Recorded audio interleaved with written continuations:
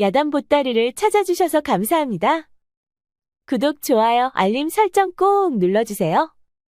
옛날 강원도 깊은 산장에 부녀가 살고 있었습니다. 그들은 사냥꾼으로 짐승을 잡아 가죽을 벗겨 장에 내다 팔아 생계를 유지했지요. 아버지 이름은 유장백, 그는 젊어서 수많은 전장터를 누비던 훌륭한 장수였습니다. 그런데 그는 적군 오랑캐 장군들 중에서 가장 뛰어난 처녀 장군과 사랑에 빠졌지요. 그녀는 아주 신출귀몰하여 아군 병사들이 제일 두려워하는 적장이었습니다. 그런데 서로 죽여야 하는 전장터에서 두 사람은 첫눈에 사랑에 빠졌지요. 그리하여 밤마다 몰래 빠져나와 서로 사랑을 나누었습니다.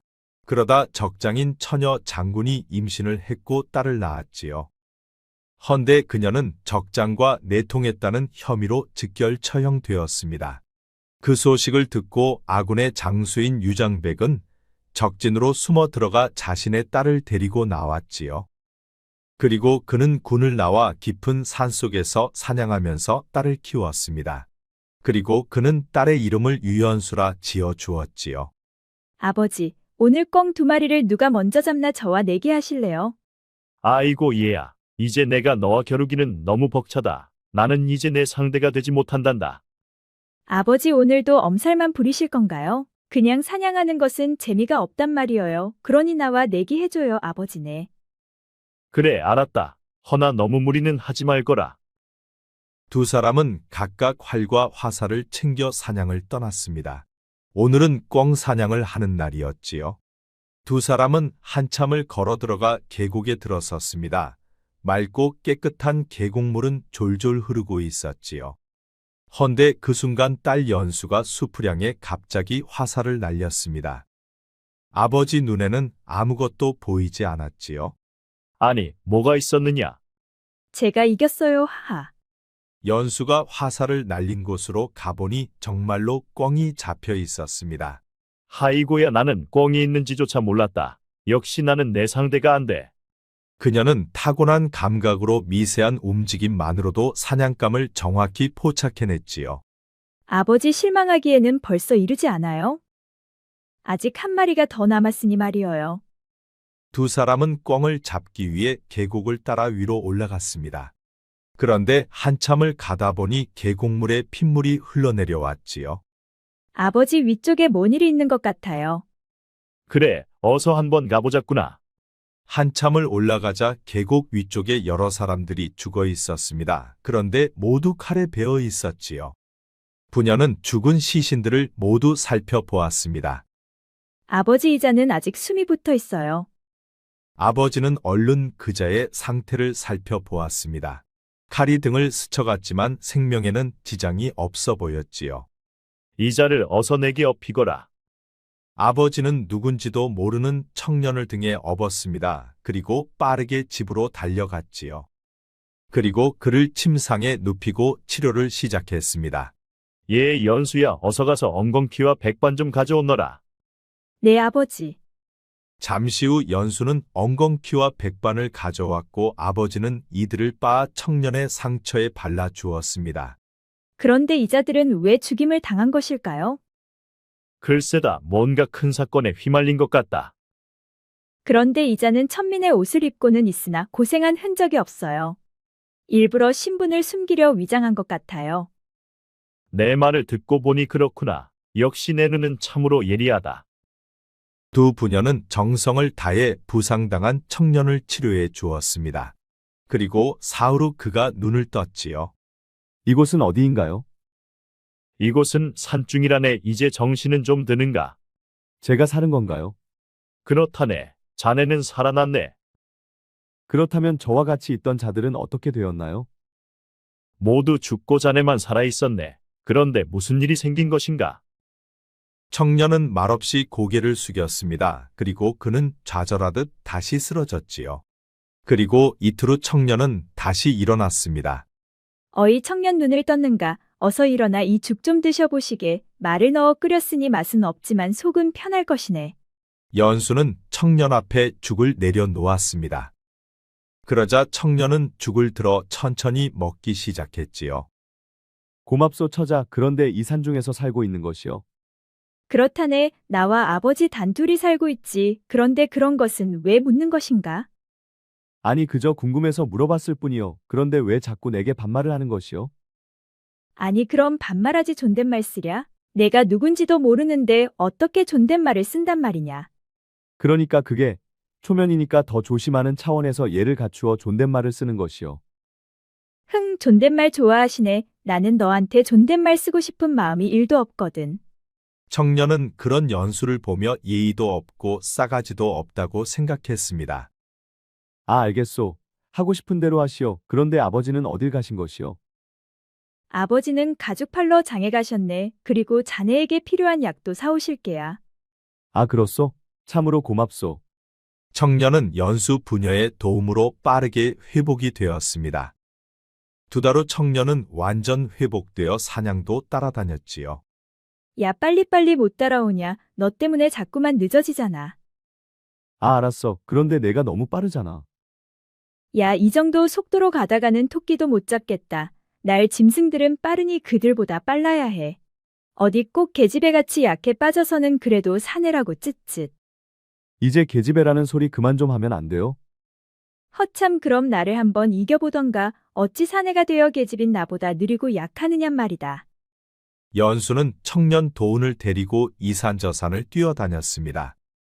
그 바람에 청년은 아주 죽을 맛이었지요. 얹혀 사는 주제의 집에만 있을 수도 없고 사냥을 따라 나서면 숨이 턱 밑까지 차오르고 심장이 터져 죽을 것만 같았지요. 그래도 그는 이를 악물고 연수를 쫓아다녔습니다. 그것만이 자신이 살 수 있는 길이라 생각했지요. 그렇게 3개월이 지나니 이제 그도 연수만큼은 아니지만 그래도 웬만큼을 산을 잘 타게 되었습니다. 그만큼 이제 그도 체력이 많이 올라왔지요. 오 서단계도 3년이면 풍어를 읊는다더니 이제 보니 너도 서단계 흉내는 내는구나. 아니 그래도 그렇지 어디 나를 개에 비유하시오. 그럼 내가 걔보다 나은 게 뭔데? 연수는 청년 도운을 전혀 인정하지 않았습니다.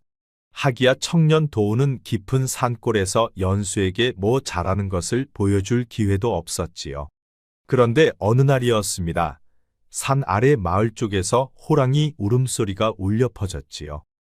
아버지 들으셨어요? 저건 분명 호랑이 울음이에요. 이놈이 마을 아래까지 내려온 모양이구나. 자칫 잘못하면 마을 사람들이 다칠 수도 있겠다. 아버지 제가 내려가 저놈을 잡아오겠어요. 연수가 벌떡 일어나 활과 화살을 챙기자 청년 도운이 그녀를 말렸지요. 아니 왜 이렇게 무모한 것이요. 범은 꿩이나 새가 아니요. 괜히 나섰다가 죽을 수도 있소이다. 흥, 내게 범은 꿩보다 큰 사냥감일 뿐이야. 내 눈에는 내가 아직 어린 계집으로 보이냐? 아니 그래도 범은 여느 알짐승과는 다른데. 연수는 도운의 말림을 뿌리치고 산 아래 마을 쪽으로 달려갔습니다. 그러자 도운도 하는 수 없이 혀를 차며 그녀를 따라갔지요. 산 아래 마을 입구에 도착하자 어둠 속에서 거대한 호랑이가 울부짖으며 뛰쳐나왔습니다. 그러자 연수는 주저없이 활시위를 당겼지요. 그런데 연수의 화살이 범의 어깨를 꿰뚫었지만 호랑이는 오히려 더 사나워져 번개처럼 달려들었습니다. 이런 생각보다 빠르네. 그런데 그때 도운이 돌멩이를 집어 던지며 다른 쪽으로 호랑이를 유인했습니다. 이쪽이다 짐승아. 호랑이의 시선이 도운에게 쏠린 그 순간 연수는 2번째 화살을 잽싸게 날렸지요. 그런데 이번엔 호랑이의 눈을 꿰뚫었습니다. 그러자 거대한 호랑이가 몸부림치다 땅바닥에 쓰러졌지요. 2 사람은 크게 한숨을 쉬며 서로를 바라보았습니다. 내가 아니었으면 당신은 지금 호랑이 발톱에 찢겨 나갔을게요. 무슨 소리. 내가 아니었으면 넌 지금 호랑이 뱃속에 있을걸. 내가 유인을 해주었기에 당신이 호랑이 눈을 맞출 수 있지 않았소. 흥, 내가 호랑이 시선만 돌리지 않았어도 그의 심장을 노렸을 것이야. 2 사람의 티격태격은 한참 동안이나 계속되었습니다. 그리고는 또 합심하여 잡은 호랑이를 메고 집으로 가져갔지요. 또 잡아왔느냐? 이번이 벌써 몇 번째인지 모르겠구나. 그런데 이놈 가죽은 값게나 나가겠다. 아버지는 하나밖에 없는 딸이 호랑이를 잡으러 나가도 그는 방 안에 누워 콧노래를 불렀습니다. 그만큼 그는 딸 연수의 실력을 믿고 있었지요. 아버지는 곧장 호랑이의 가죽을 벗겼습니다. 그리고 햇볕에 말렸지요. 며칠 후 호랑이 가죽이 햇볕에 잘 마르자 아버지가 말했습니다. 예, 연수야. 저 호랑이 가죽을 들고 이번에는 내가 장에 다녀오거라. 다녀오면서 구경도 좀 하고 맛있는 것도 사 먹거라. 네, 아버지. 야, 이도훈, 호랑이 가죽 챙겨. 아니, 내가 왜 호랑이 가죽을? 어허, 말이 많다. 챙기라면 얼른 챙기면 될 것이지. 이제 못 좀 머리가 컸다 이거냐? 청년 도우는 찍소리도 못하고 호랑이 가죽을 챙겨 어깨에 들쳐맸습니다. 그리고 그는 연수 뒤를 쫄래쫄래 따라갔지요. 그렇게 사나래 마을에 도착하자 연수는 어느 상점으로 들어갔습니다. 아이고 연수야 오래간만이다. 오늘도 호피를 가져왔구나. 네, 아저씨. 이번 것은 전에 것보다 훨씬 커요. 오 정말 그렇구나. 이 정도면 제값 좀 받을 수 있겠다 하하. 내 이번에는 10냥을 더 얹어주마. 자 바꿔라 50냥이다. 고마워요, 아저씨. 그런데 같이 온 총각은 누구냐? 내 조수인게야. 네, 맞아요. 허허 우리 연수가 이제 조수도 생기고 앞으로 얼마나 더 많은 호피를 가져올지 기대가 되는구나 하하. 연수가 상점을 나오자 도운이 따지고 들었습니다. 아니, 언제부터 내가 그쪽 조수란 말이요. 싫으면 그만이지 왜 그렇게 정색을 하느냐? 허참, 이제 나를 완전 종놈 취급하는구려. 야, 이놈아, 그러니 그런 소리 듣고 싶지 않으면 사냥이라도 제대로 해보란 말이다. 도운은 또 연수의 잔소리에 기가 죽어 할 말을 잃었습니다. 그런데 그때 어떤 덩치 큰 사내 하나가 연수에게 터벅터벅 걸어왔지요. 아이고야, 이런 시골 장터에 미인이 다 있었다니 참으로 반갑구려. 나는 열마지기 땅을 가지고 있는 박만복이여. 우리야 한번 잘해보면 어떻겠소? 하이고야, 나보고 이쁘다고 해주는 총각도 다 있고 오늘 기분이 좋구만. 하 시원시원하구려. 그럼 오늘부터 우리 일인 것이요. 까짓건 뭐 못해볼 것도 없지. 다만 내 놈의 그 머리 꼬락서니가 보기 싫으니 어디 가서 박박 좀 밀고 오거라. 그럼 그날부터가 일일이다. 그 말에 장터 사람들이 배꼽을 잡고 웃었습니다. 머리를 박박 밀으면 스님이 되는 것이고 스님은 여자를 가까이 하면 안 되었지요. 그러니 사실상 퇴짜를 놓은 것이었습니다. 아니 그러니까 머리 깎고 오면 나와 사귄다는 것이요. 박만복은 연수의 말뜻을 이해하지 못했습니다. 하이고야, 그렇게 반박자 느려서야 어디 춤이라도 한번 같이 출 수가 있겠느냐? 아니 도대체 뭐라는 거요? 그러니까 나보고 머리 깎고 춤추자는 거요?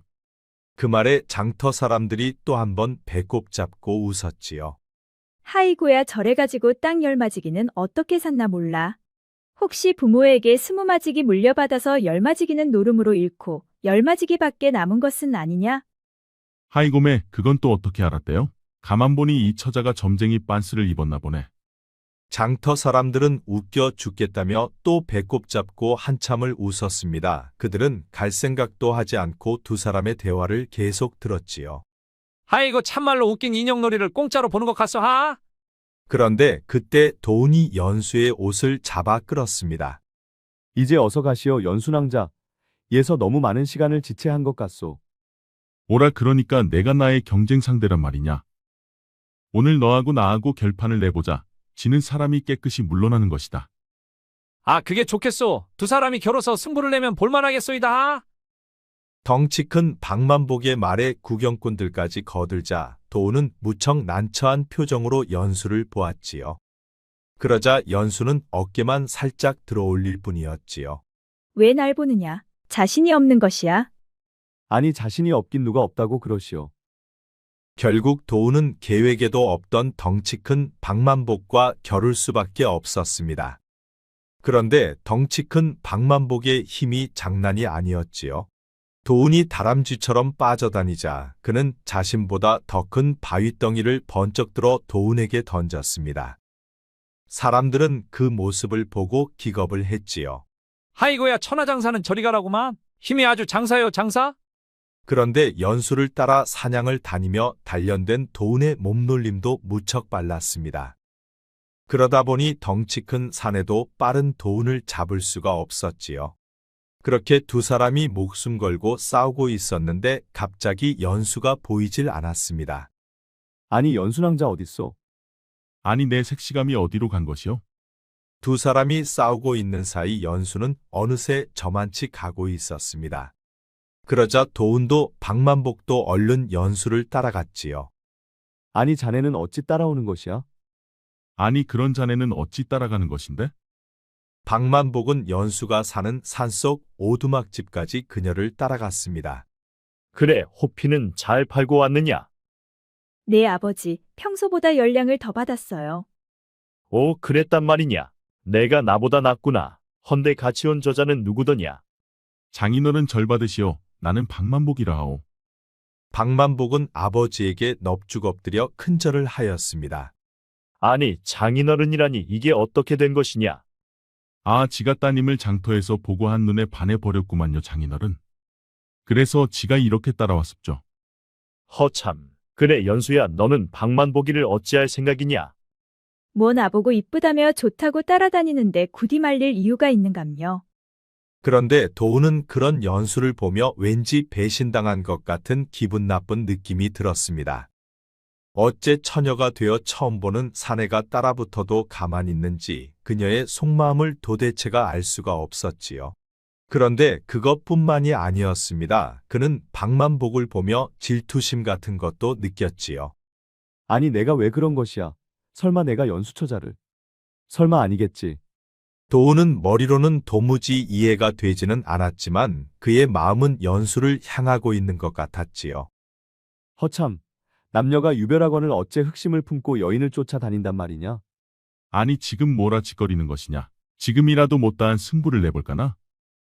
허참, 얘까지 와서 소란들 떨지 말고 이 몸이 배가 고프시다. 아, 그렇소? 잠시만 기다리시오.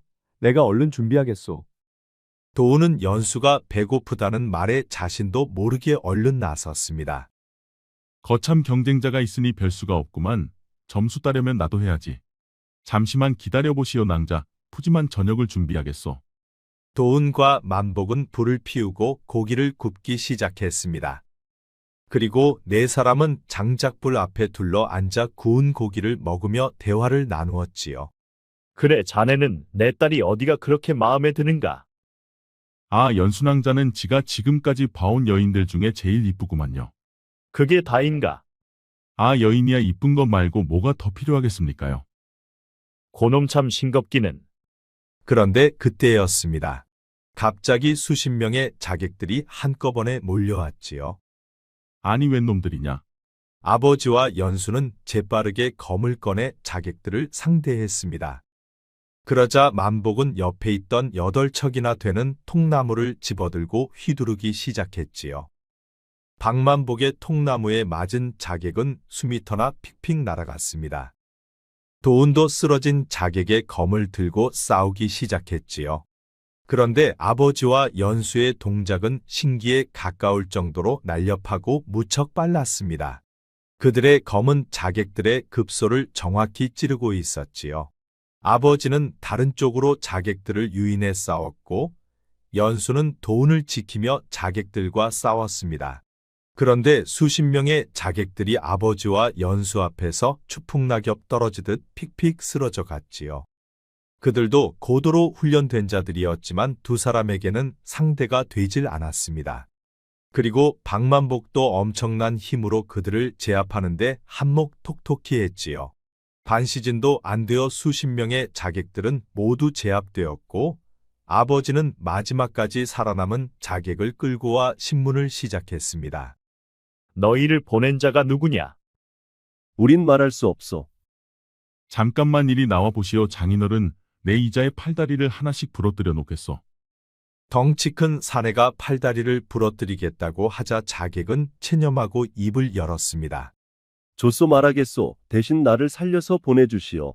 나는 부양해야 할 어머님과 처자식이 있어. 그럼 살고 싶으면 바른 대로 말해야 할 것이야.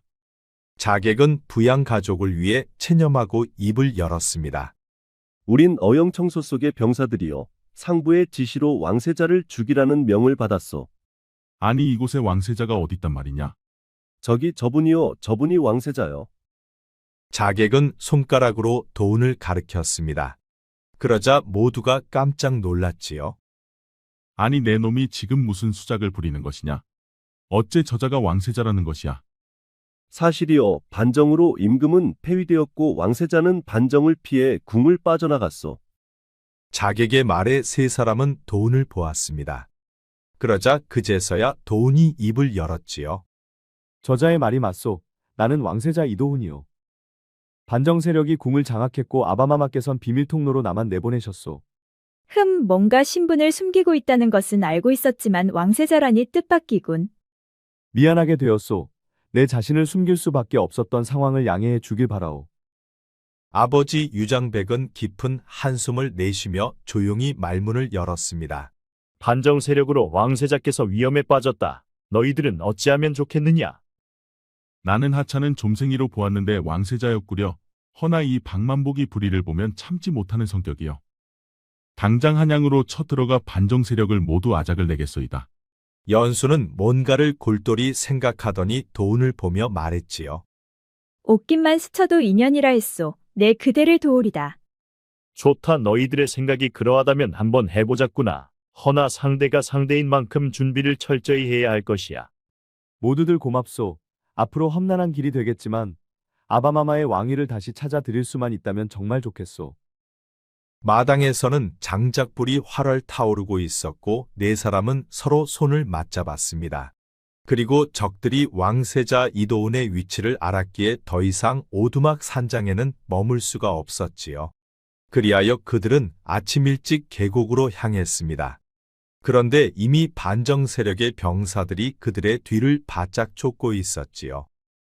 아버지 보아하니 어젯밤 자객들은 선발되었던 것 같습니다. 지금 100여 명의 병사들이 우리 뒤를 바짝 쫓고 있어요. 그렇다면 계속 피할 수만은 없으니 작전을 세워야겠다. 연수는 재빠르게 지형을 살폈습니다. 그리고 그는 재빠르게 작전을 세웠지요. 이곳은 계곡이므로 저 절벽 위의 바위들을 굴리면 한참을 굴러갈 것이요. 바위를 굴리면 최소 수십 명을 제거할 수 있어. 그리고 이곳에 장작을 쌓고 불을 붙이면 연기가 계곡에 가득 찰 것이요. 연기에 질식된 적들은 우왕좌왕할 것이고 그때 내가 그들 속으로 들어가 끝장은 내겠습니다. 그리고 왕세자는 저 위쪽에서 적들에게 노출되어 미끼가 되어 적들을 유인하는 역할이요.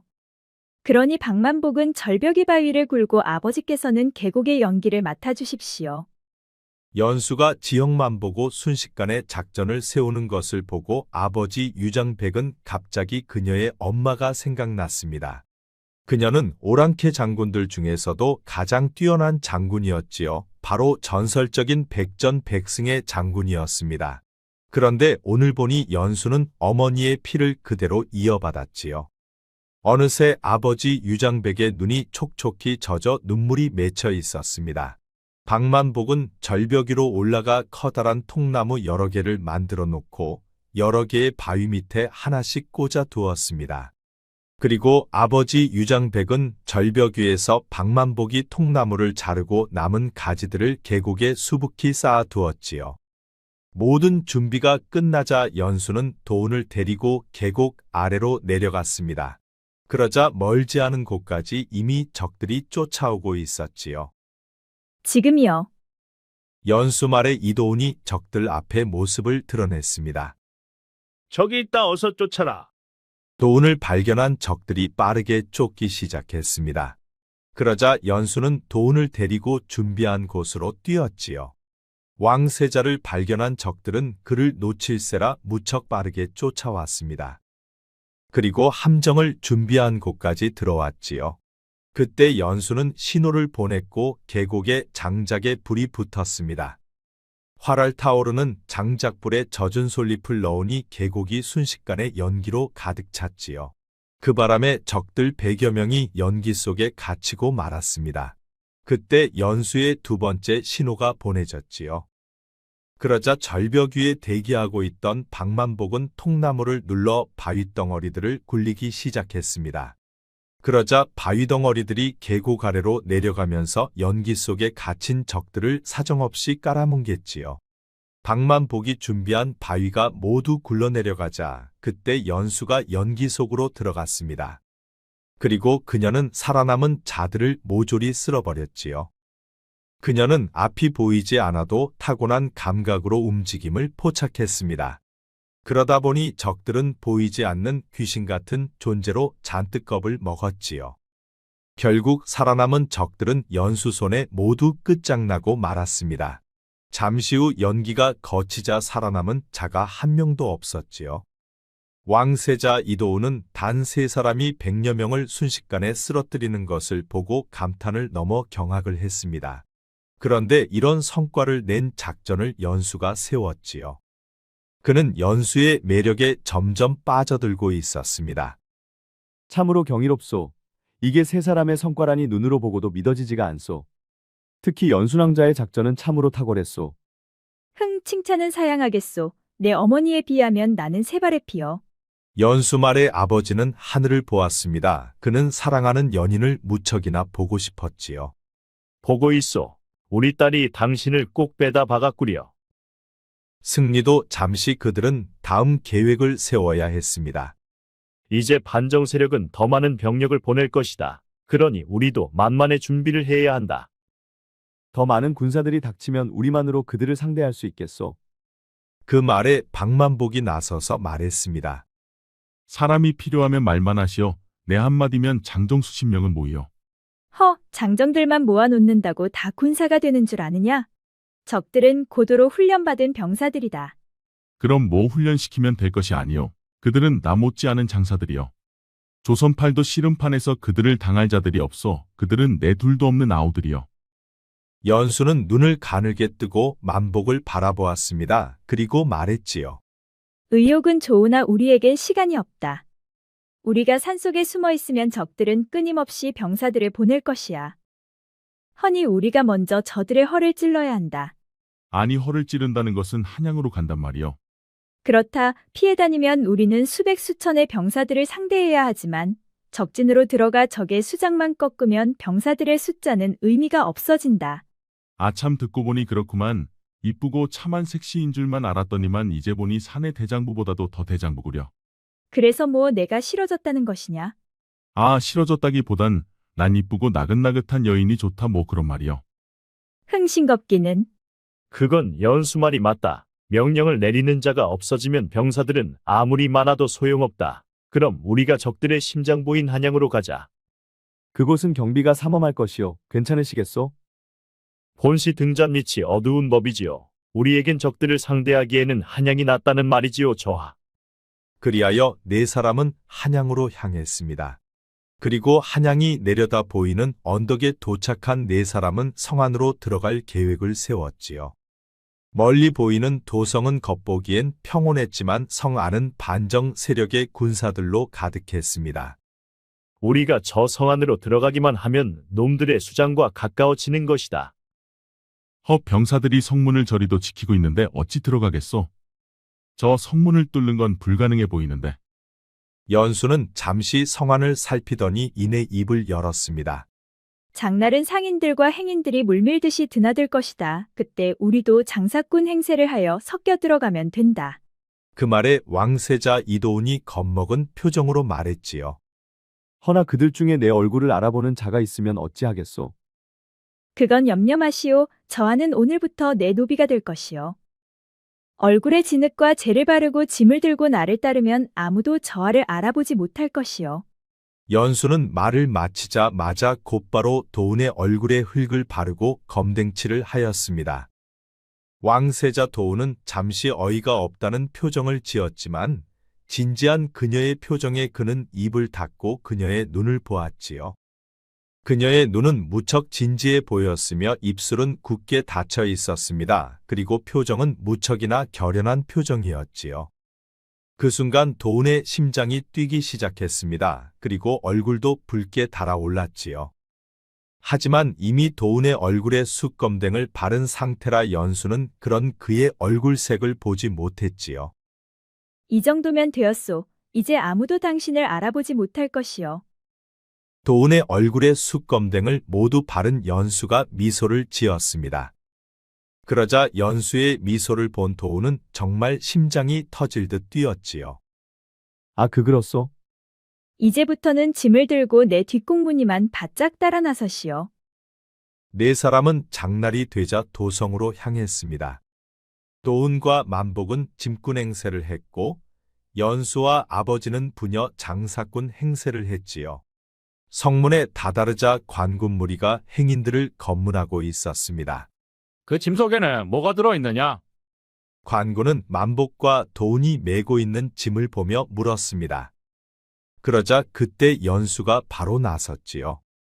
아이고 광군 나으리, 우린 벌써 10년 넘게 이 성문을 지나 약초를 파는 장사꾼이요. 그러니 약초밖에 더 있겠습니까? 관군은 연수를 바라보다 미소를 지며 말했습니다. 아, 그렇소. 이제 내가 당신의 얼굴을 꼭 기억하겠소. 혹시 장사 마치고 나갈 때 내게 잠시 시간 좀 내줄 수 있겠소? 내게 뭐 볼 일이라도 있수. 그대의 미모가 너무 아름답소. 하여 그대와 차 한잔하고 싶구려. 생각해 보겠소. 그렇게 네 사람은 무사히 성 안으로 들어갔습니다. 그리고 관군은 연수의 미모에 빠져 도운이 왕세자임을 알아보지 못했지요. 저 잡놈들이 보는 눈은 있어가지고서리 경쟁자만 하나 더 늘었잖아. 에이 쯧쯧. 도성안 한양 거리는 평온했지만 가끔씩 반정 세력들의 관군들이 떼지어 몰려다니곤 했지요. 그들은 관군들의 눈을 피해 아무도 없는 연못과 정자 위로 올라가 짐을 내리고 휴식을 취했습니다. 그리고 잠시 후 연수가 말문을 열었지요. 우린 오늘 밤 반정 세력의 구심점이 되는 양안대군과 조정의 실권자인 좌의정 그리고 병권을 움직이는 병조판서 세 사람을 잡을 것이요. 이 세 사람만 잡으면 반정 세력은 와르르 무너지요. 아니 우리 셋으로 어떻게 그 셋을 다 잡는단 말이요? 그들의 집은 삼엄한 경계를 하고 있을 것인데. 잡는 것은 내가 할 것이다. 자네는 저하를 모시고 아버지와 함께 그자들을 지켜만 주면 되네. 허참 보면 볼수록 당신은 무섭다 못해 두렵구려. 어떻게 여인의 몸으로 적진의 심장을 단독으로 혼자 노리겠다는 것이요? 혼자 위험하지 않겠소? 그러다 다치기라도 하면 어쩌려고 그러시오. 혼자가 낫소. 사람만 많아지면 들킬 확률도 높고 실패할 확률도 그만큼 높아지요. 왕세자 도운은 걱정스러운 듯 연수를 바라보았습니다. 그는 지금 연수를 절대적으로 의지하고 있었지요. 한편 석양이 지고 달빛이 도성을 비출 때쯤 양안대군의 집에서는 반정 세력의 핵심인 좌의정과 병조판서 셋이서 대화를 나누고 있었습니다. 임금은 패위했고 왕세자만 잡으면 이제 저들은 적통이 없어. 이미 수많은 병사들을 보내 일대를 샅샅이 뒤지고 있어. 머지않아 좋은 소식이 올 것이오. 어서 왕세자 그놈을 하루빨리 잡아들이거라. 그래야 내가 왕위에 올라설 수가 있지 않겠느냐. 아, 그야 당연히 대군께서 왕위에 올라서셔야지요. 이보시오, 병판 하루빨리 그자 좀 잡아오시오. 그런데 그때였습니다. 창문이 스르륵 열리더니 검은 그림자 하나가 바람처럼 가볍고 사뿐하게 들어왔지요. 아니, 너는 누구냐? 흥, 내 놈들은 이 시각에도 모여서 역적모의를 하는 것이냐?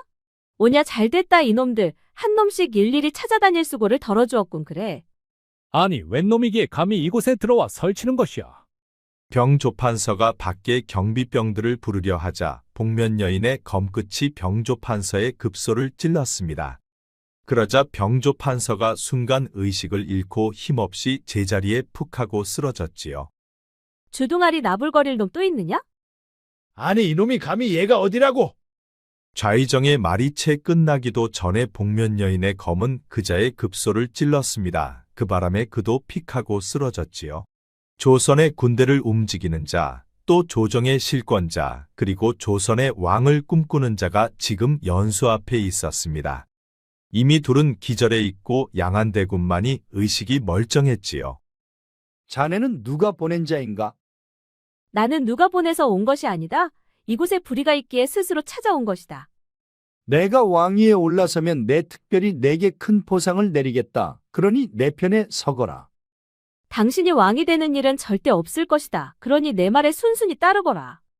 방문 밖에는 경비병들이 잔뜩 있었지만 그들보다는 복면 여인의 칼날이 더 가까이 있었습니다. 그러다 보니 반정 세력의 구심점인 양안대군도 경비병들을 부를 수가 없었지요. 자칫 한 번의 실수로 목이 날아갈 판이었습니다. 자, 이제부터 내가 시키는 대로 하거라. 대문 밖에 와 있는 자들을 이 방으로 들라 하거라. 복면 여인의 말에 양한대군은 밖에 대고 말했습니다. 그러자 경비병들이 대문 밖에 있는 사람들을 데려왔지요. 그들은 장사꾼과 짐꾼으로 위장한 왕세자와 연수 아버지 그리고 박만복이었습니다. 내가 성공했구나. 수고했다. 그들이 들어오고 잠시 후 기절했던 좌의정과 병조판서의 의식이 돌아왔습니다. 연수 아버지와 박만복은 각각 한 사람씩 인지를 붙잡았지요. 그리고 이제 그들은 반정 세력의 심장부에서 그 세력의 우두머리를 잡고 반역을 수습하기 시작했습니다. 이제 병조판서 당신은 도성 안의 모든 병력을 철수하라 지시하거라. 복면 여인의 칼끝이 병조판서의 목에 닿아 있었습니다. 자칫하면 목이 댕강 떨어져 나갈 판이었지요. 병조판서는 목숨이 위태롭자 시키는 대로 밖에 대기하고 있는 장군들에게 말했습니다. 여봐라 박 장군. 도성 안의 모든 병력을 철수시키고 원대에 복귀하라 명하거라. 병조판서의 말에 도성 안의 군대가 서서히 빠져나가기 시작했습니다. 그러자 복면의 여인이 두 번째로 말했지요. 지금 폐위된 임금은 어디에 있느냐? 궁궐 안동궁전에 유폐되어 있어. 그렇다면 사람을 보내 폐위된 임금을 이리로 모셔오고 내금이 병사들도 모두 데려오거라. 좌의정도 하는 수 없이 폐위된 임금과 금군을 데려오라 명했습니다. 그러자 복면의 여인이 세 번째로 말했지요. 양한대군, 이 집에 있는 사병과 관군을 모두 밖으로 물러나라 명하거라. 그 말에 대군도 모든 사병과 관군을 밖으로 내보냈습니다. 이제 커다란 영안대군의 집에는 몸종들만 남았지요.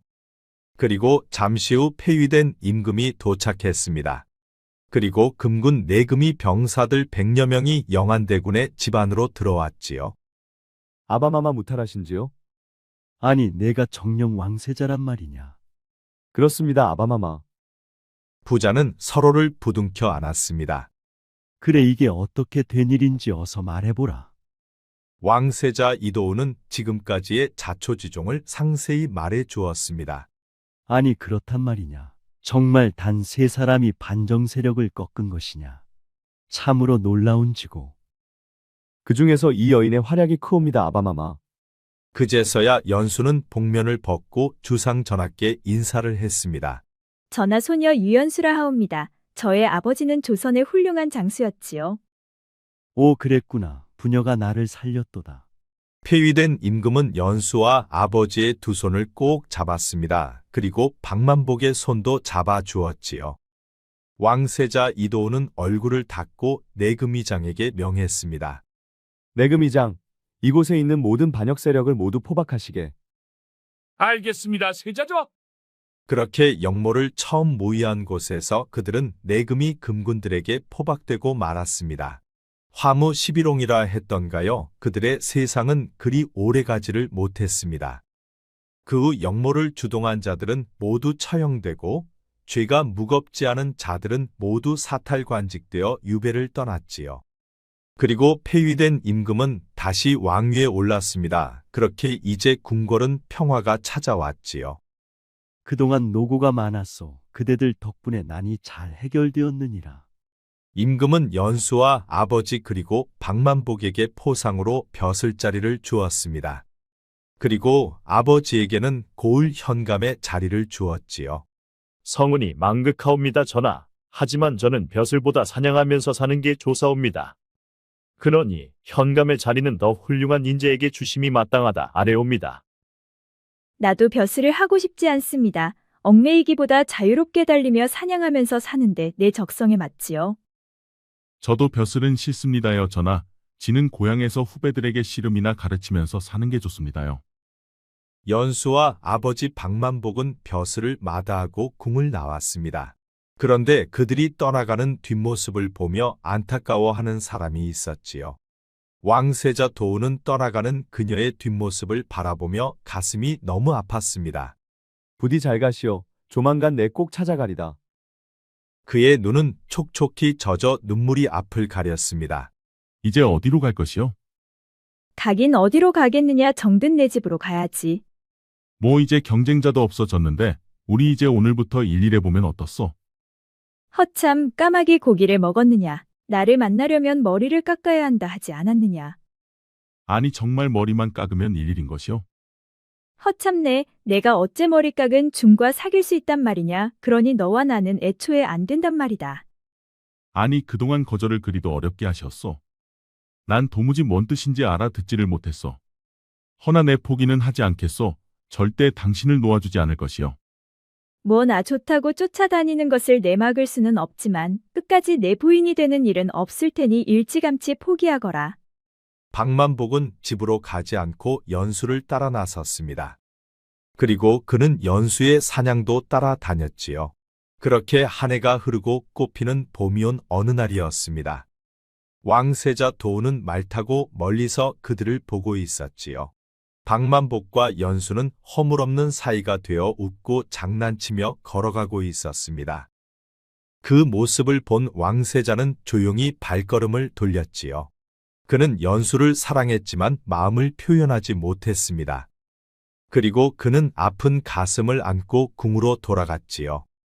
그렇게 세월이 흐르고 연수와 박만복은 부부가 되었습니다. 그리고 그들에게는 귀엽고 깜찍한 아이들이 여러 태어났지요. 아이들은 마당에서 장난치며 뛰어놀고 있었습니다. 임금이 된 도우는 사복 차림으로 그들을 멀리서 바라보았지요.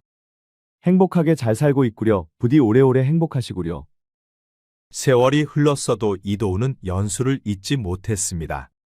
그리고 연수는 박만복과 평생을 함께하며 행복하게 살았지요. 조선의 장수 아버지와 오랑캐의 여장군 사이에서 태어난 연수는 지략과 용기 그리고 능력으로 반정 세력을 꺾었습니다. 그리고 그녀는 평생을 사냥터에서 살았답니다. 아마도 그녀의 피 속에는 사냥 본능이 살아있지 않았을까요?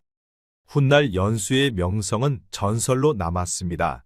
많은 이들이 그녀의 무용담을 이야기하며 칭송하였지요. 옛말의 불의는 반드시 무너지고 정의는 승리한다는 말이 있습니다. 반정으로 나라를 뒤흔들던 역적들은 결국 무너지고 올바른 주군이 다시 왕위에 올랐지요. 제 아무리 힘이 크고 세력이 강해도 불의는 오래가지 못하고 하늘의 심판을 받는다는 교훈적인 이야기였습니다. 구독과 좋아요, 알림 설정 꼭 부탁드립니다. 앞으로도 재미있는 이야기가 많으니 다음 영상도 재미있게 봐주세요. 우리 이야기가 재미있으셨나요? 그럼 여러분 모두 오늘도 행복하고 즐거운 시간 되세요.